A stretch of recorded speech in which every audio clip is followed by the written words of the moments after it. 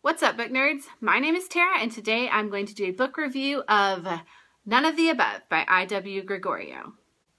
So the story is about a girl named Kristen Latimer who is a runner and the homecoming queen. She's beautiful, she's got a boyfriend, everything is going well for her, but when she decides that she wants to have sex with her boyfriend, she realizes that something is not quite right. And when she visits the doctor, she finds out that the reason that sex was so painful was because she does not have more than 2 inches of a vagina. So there's no uterus, and they do additional testing and they find out that she is intersex. The technical term for what she has is called androgen insensitivity syndrome, or AIS, and it's one of the many forms of intersex that exist.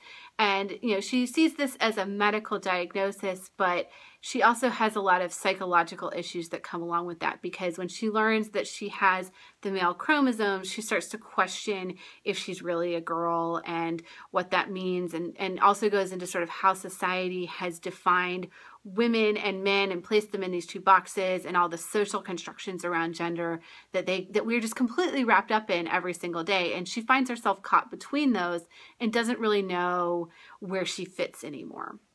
Everything really comes to a head, of course, early in the book when the rest of the school finds out that this diagnosis has been handed to her, and they do not react because they're not really well informed. They don't react in the best way. They react like high schoolers may tend to do, with a lot of ignorance and a lot of hatred, because someone in her life was the one that told everyone this information and she doesn't know who it is. So overall, I have to applaud this book for bringing some light to an issue that is not discussed in YA. I gave the book 4 out of 5 stars, or I guess like a B, maybe a B minus. The reason is, it's not a stellar book. It's not a blow you away book. It's not a tearjerker or something that's just like really well written or anything like that. But it does try to approach some topics that are near and dear to my heart, which are topics of gender and social constructions of gender and LGBT issues, and like educating people about what it means to be intersex and to not hate people for being who they are. There were a couple of things that I had an issue with. The first one was I did feel like some of the reactions to Kristen's news were a little bit over the top, and that reaction lingered for a really long time, and nobody really seemed to take any step to discuss it in any way. And I think I wanted to see a little bit more of that in the book. Kids these days, there's still a lot of hatred or misunderstandings about trans people, or even like lesbian and gay people.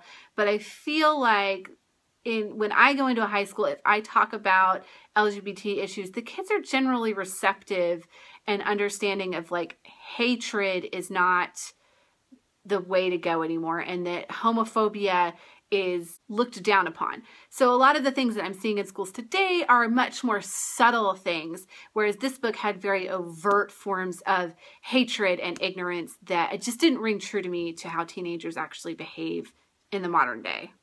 However, I am not intersex. I can't really say what real experiences are for real people who are in high school and dealing with actual high schoolers. So maybe I'm just a little bit optimistic. I'm like an old fogey and I'm a little bit out of touch. I'd be interested to hear if anyone has thoughts on that might contradict my feelings there. Additionally, the characters in the book use the word hermaphrodite a lot, which is something that the author addresses in the author's note at the end of the book. But she does this for a very specific reason, but I don't know if I agreed with her decision to use the word and use it in the ways that she did, as often as she did. So, and here I'd like to give a little note about the author, because she kind of explains this at the end of the book as well in her author's note, so this is not a spoiler, that she wrote the book because she's a surgeon. I.W. Gregorio is a surgeon. I believe she's a cisgendered heterosexual woman. And she said that she met a girl in the emergency room or in the hospital who was dealing with the same thing, with the AIS and the gender identification as intersex, and that she was inspired by this girl who she only saw once, to get that story out there, because that story didn't exist and that there was nothing for this girl to turn to. So she wrote the book. So that, I think, kind of colored some of it for me after the fact, that this is not a person as empathetic and understanding as she may be and as much research as she may have put into this, she did not actually go through this herself. And I do think some of that came through in the text, unfortunately. Though she did do a lot of research and she's very sensitive to the issue, and I do still think this is an important book, and I would absolutely buy it for a library and add it to any sort of a collection of books that are trying to represent the great variety of diversity that exists in the LGBT community. I do think that this is also a call for like additional books that cover this topic in a variety of different ways, because just one story is not enough.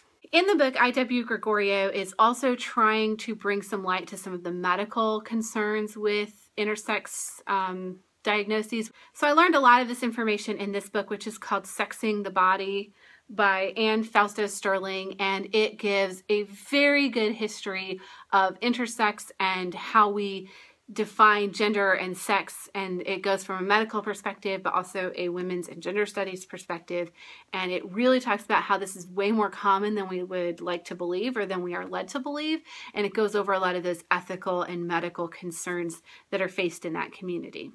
Though it's an academic text, it's very readable and you could even skim parts of it, but I highly recommend this because it was definitely one of the most influential books that I read last year, and it led me to be more interested in this topic in general, because I'm just fascinated by gender in general. So yes, that's my review of None of the Above. 4 stars, definitely recommend it, especially if you're interested in reading more LGBT fiction. Let's get away from the white middle-class gay men or even the white middle-class lesbian women and start reading about people who have other forms of LGBT status, and also people of color and people who have intersectional identities and things like that. And this is just one that is added to that pile for me to try to read more diversely.